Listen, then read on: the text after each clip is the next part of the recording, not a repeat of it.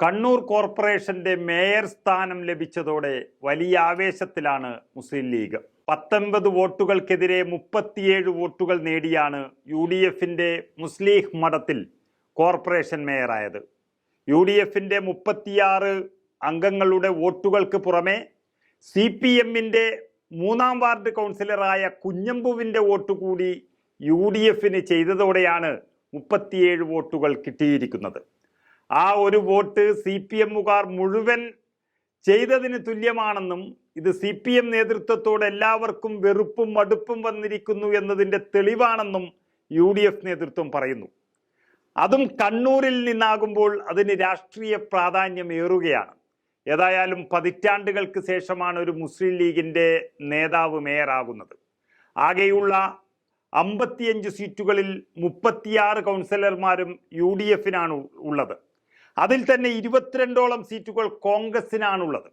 എന്നിട്ടും മുസ്ലിം ലീഗിൻ്റെ ആഗ്രഹപ്രകാരം മേയർ കസേര വിട്ടുകൊടുത്തത് മുന്നണി സംവിധാനത്തിൽ കോൺഗ്രസ് കാണിക്കുന്ന മര്യാദയുടെ മഹത്വമാണ് ഇവിടെ പ്രകടമായത്.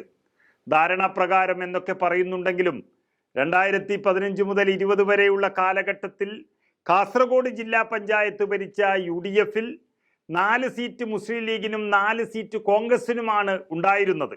ധാരണപ്രകാരം ആദ്യം പ്രസിഡന്റ് സ്ഥാനം ഏറ്റെടുത്ത മുസ്ലിം ലീഗിൻ്റെ AGC ബഷീർ 5 വർഷവും വിട്ടുകൊടുക്കാതെ ഭരിച്ചു എന്ന് പറയുമ്പോൾ അവർക്കൊക്കെ കണ്ണൂരിലെ കോൺഗ്രസിൻ്റെ മുന്നണി മര്യാദയെക്കുറിച്ച് ഏറെ പഠിക്കാനുണ്ട്.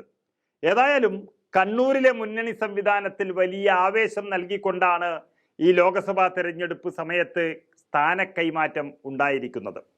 കണ്ണൂർ ലോക്സഭാ സീറ്റിൽ കോൺഗ്രസിൻ്റെ സ്ഥാനാർത്ഥിയാണ് മത്സരിക്കുന്നത്.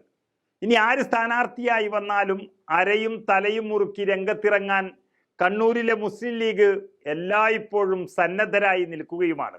ആ ആവേശവും ബന്ധവും തന്നെയാണ് കോൺഗ്രസും കണ്ണൂരിൽ ആഗ്രഹിക്കുന്നത്. കോൺഗ്രസിൻ്റെ 2 കൗൺസിലർമാർ, അതായത് PK രാഗേഷും KP അനിതയും പാർട്ടി വിരുദ്ധ പ്രവർത്തനത്തിൻ്റെ പേരിൽ ഇപ്പോൾ നടപടി നേരിടുന്ന സമയമാണ്. പക്ഷേ അവരും തെരഞ്ഞെടുപ്പിനെത്തുകയും UDFന്റെ മുസ്ലിം മഠത്തിൽ നിന്ന് തന്നെ വോട്ട് ചെയ്യുകയും ചെയ്തിട്ടുണ്ട്. അതുകൂടാതെയാണ് CPMന്റെ 1 വോട്ട് കൂടി UDF നേതൃത്വം നേടിയെടുത്തത്. എല്ലാം കൊണ്ടും കണ്ണൂർ കോർപ്പറേഷനിലെ തകർപ്പൻ വിജയം ലോക്സഭാ തെരഞ്ഞെടുപ്പിനെ നേരിടുന്ന UDFന് വലിയൊരു മൈലേജ് തന്നെയാണ് നൽകിയിരിക്കുന്നത്.